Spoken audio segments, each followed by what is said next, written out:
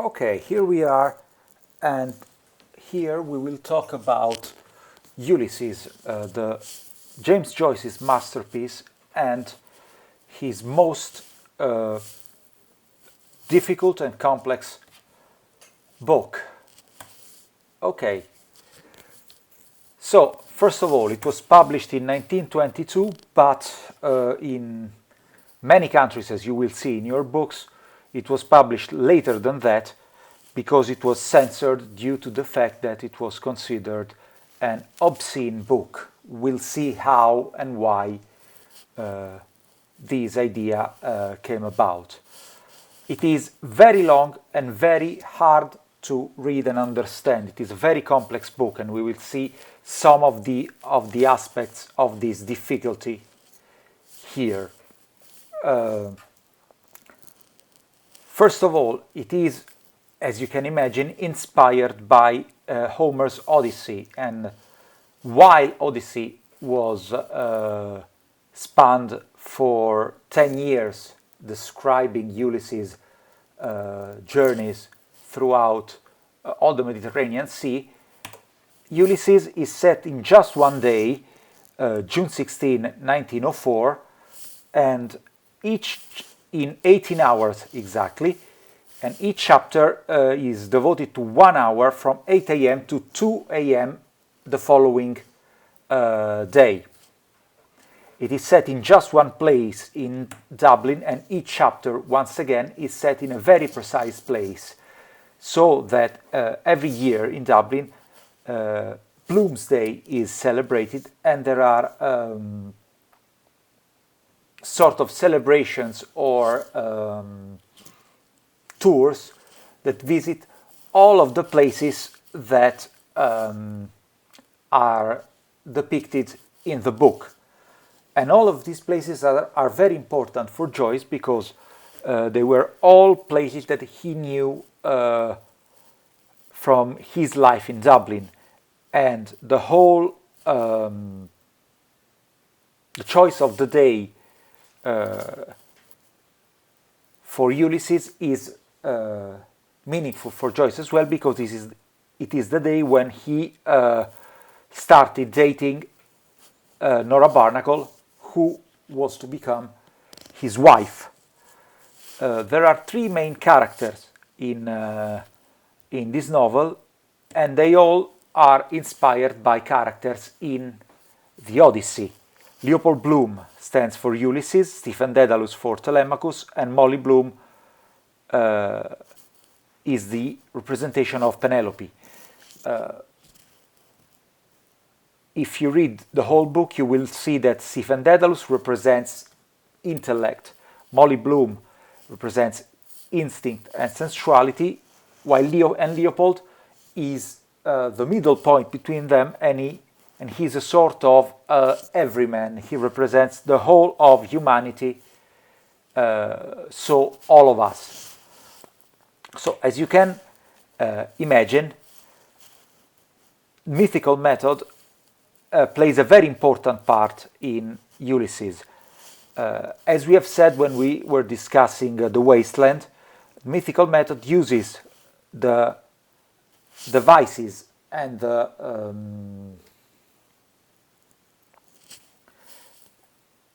stories and the styles of myth to describe the present. So in a way it makes myth become part of the present. At the same time it puts the present out of time, because myth is always set in a time that's not the present or the past. So Joyce uses the Odyssey to describe an ordinary day in an ordinary place. So Dublin is not different from any other town in the world, and that day was meaningful for Joyce, but if you think about it, it's just one random day. But the choice of this random day makes it possible for Joyce to transform it in sort of a mythical moment. and also this different use of time and this different use of the mythical material helps to create a different form of realism. We were discussing it when we were talking about Dubliners, but here the idea that realism is is a different realism from the one that we are used to think about when we talk about, for example, about Zola or Verga. Here we have a different kind of realism that is seen through the eyes of the characters, not from an external point of view. As we have seen in Evelyn, as we have seen in The Dead, and as we'll see here in the couple of texts that are part of this presentation, Joyce describes the world through the eyes of the characters, but he describes the world not from an external point of view, but from the point of view of the characters themselves. So reality is made up in a way of the sum of the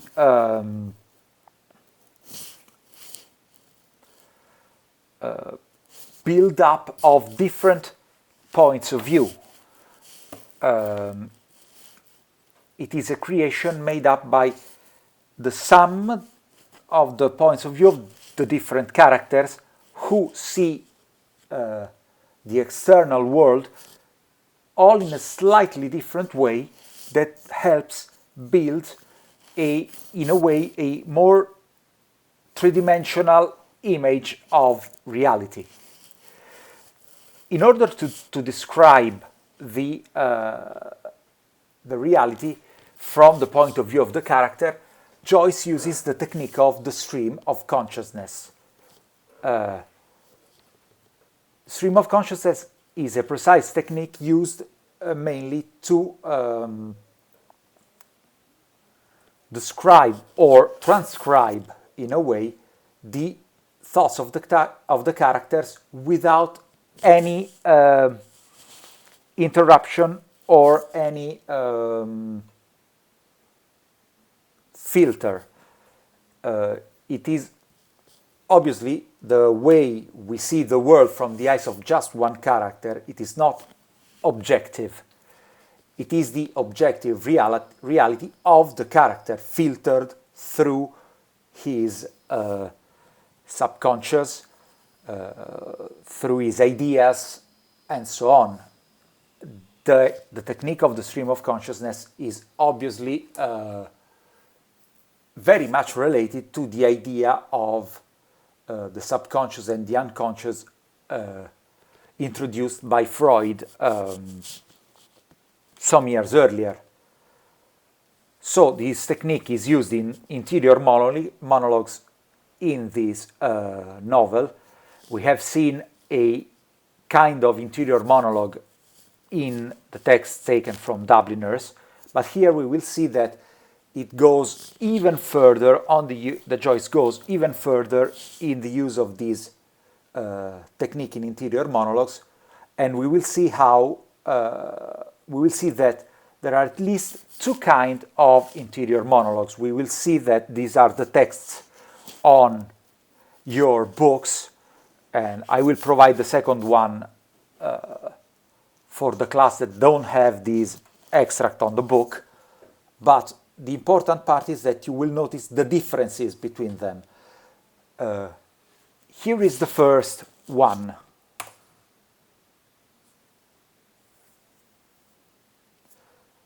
This is the extract taken from the funeral, and we will see how the first thing we notice is that if you just look at it, we see a kind of normal text. The structures are similar to any other text that we have seen, but if we start looking at it, we will notice something.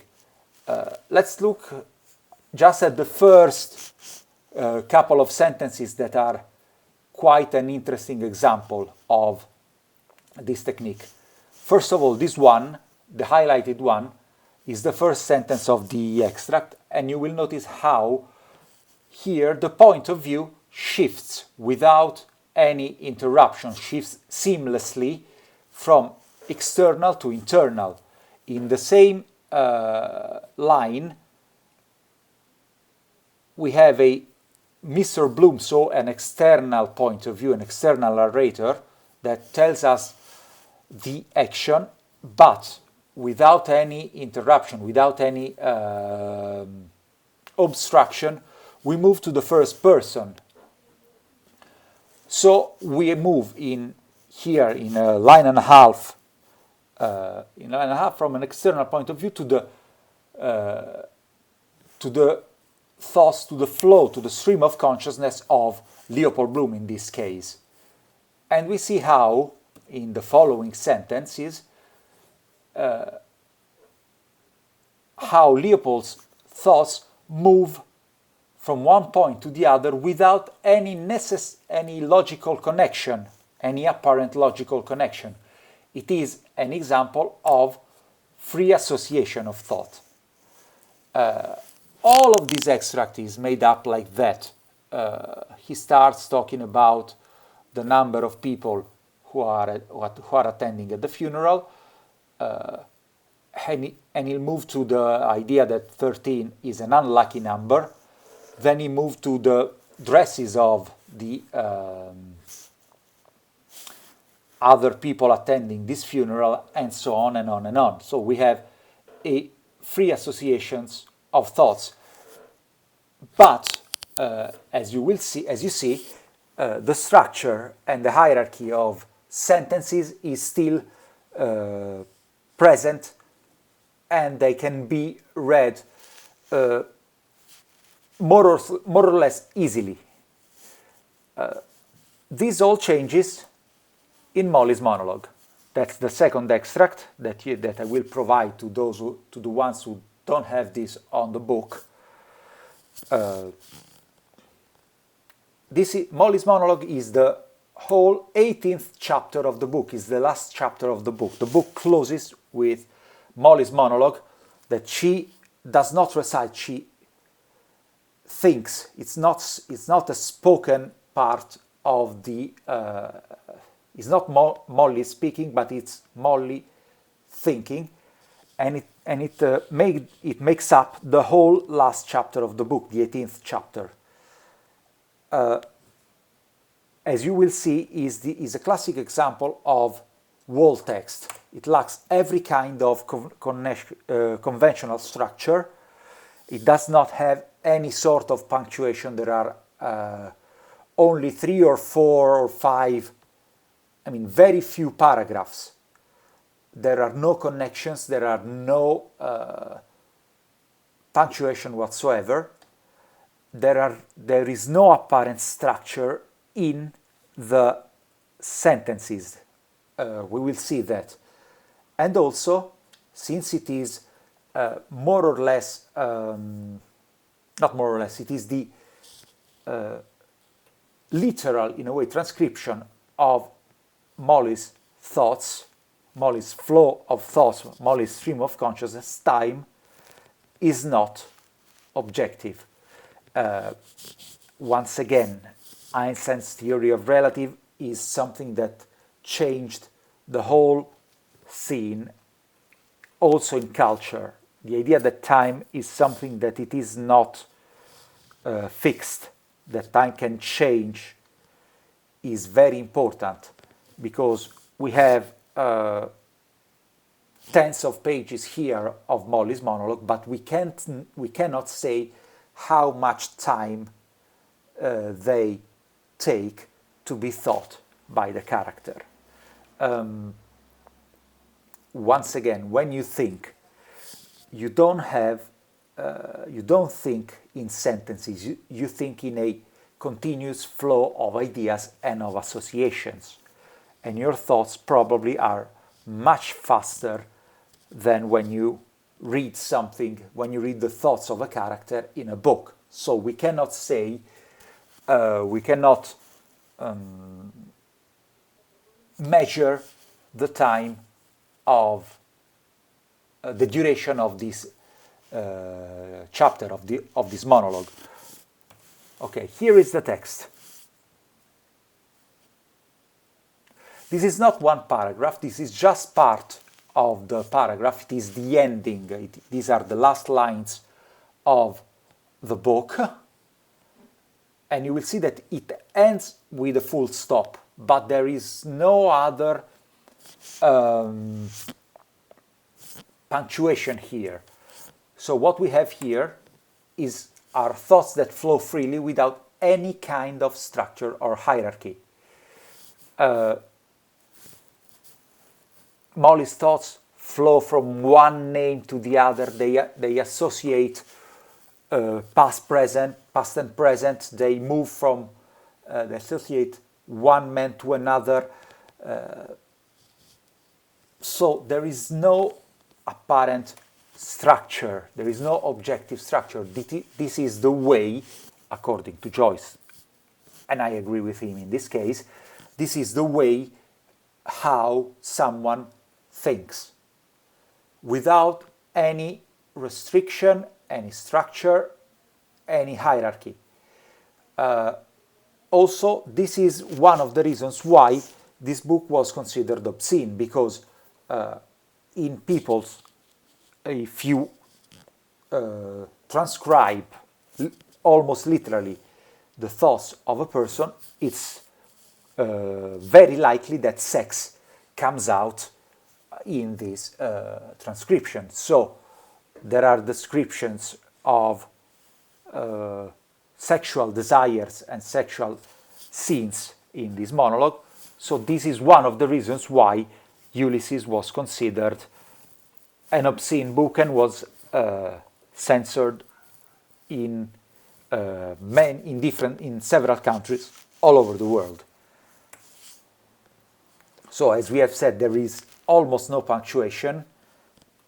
In this extract we see just one full stop at the end of the extract, but there are a couple more, three more, not that many, throughout the whole chapter, which in a normal book takes tens of pages. So